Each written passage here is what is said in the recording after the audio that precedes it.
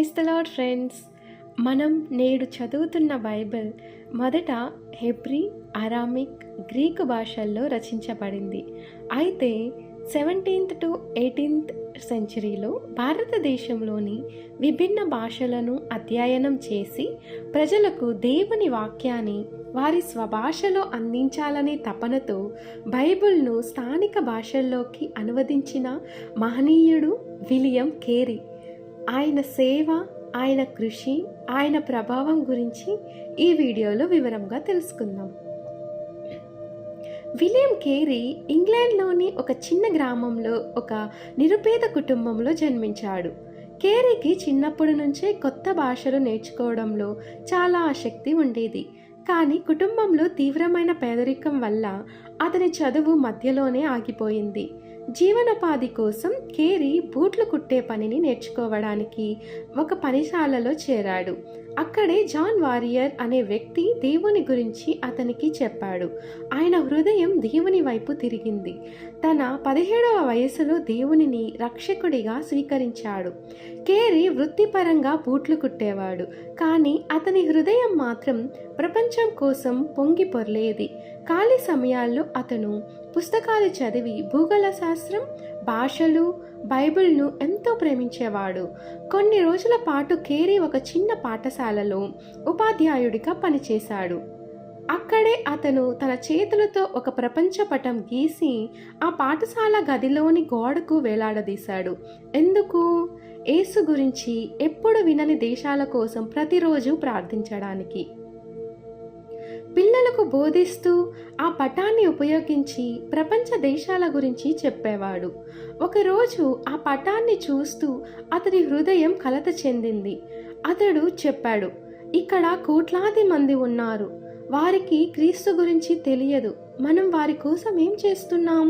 ఈ క్షణమే మిషన్ సేవకు దేవుడు తనను పిలుస్తున్నాడని లోతుగా అనుభవించిన సమయం. బైబిల్ చదువుతున్నప్పుడు కూడా దేవుడు భారతదేశానికి వెళ్ళు అని ప్రేరేపిస్తున్నాడని గ్రహించాడు. 1793లో కేరీ తన కుటుంబంతో కలిసి ఓడలో భారతదేశానికి ప్రయాణం ప్రారంభించాడు. 5 నెలల కఠినమైన సముద్ర ప్రయాణం తర్వాత భారతదేశంలోని కోల్కతా చేరుకున్నాడు. పగలంతా జీవనోపాధి కోసం పనిచేసి రాత్రుళ్ళు బైబిల్ అనువాదం చేసేవాడు.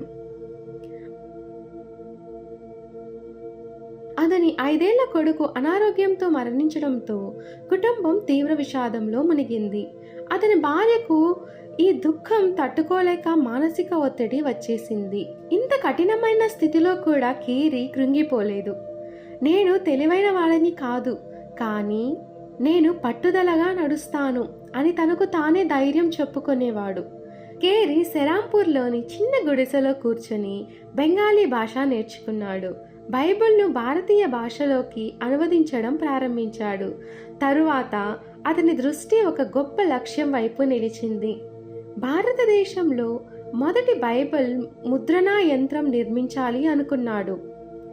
దానికోసం ప్లాంకులు, మెటల్ బాక్స్, ఇంక్ ఇవన్నీ స్వయముగా తయారు చేసి చివరకు మొదటి బెంగాలీ బైబిల్ పేజీ ముద్రించబడింది. ఆ రోజు కేరీ కళ్ళల్లో ఆనంద కన్నీళ్లు వచ్చాయి. అయితే 1812 సెరాంపూర్లో ఒక రాత్రి భయంకరమైన అగ్ని ప్రమాదం జరిగింది. ముద్రణా యంత్రం, పత్రాలు, నిఘంటువులు, బైబిల్ అనువాదాలు, ఏళ్ల తరబడి చేసిన శ్రమ మొత్తం బూడిదైపోయింది. కానీ మరుసటి రోజు ఉదయం కేరీ ఇలా అన్నాడు, నష్టం చాలా పెద్దది, కానీ నేను వదిలిపెట్టను. అప్పుడు అతని వయసు 60 సంవత్సరములు.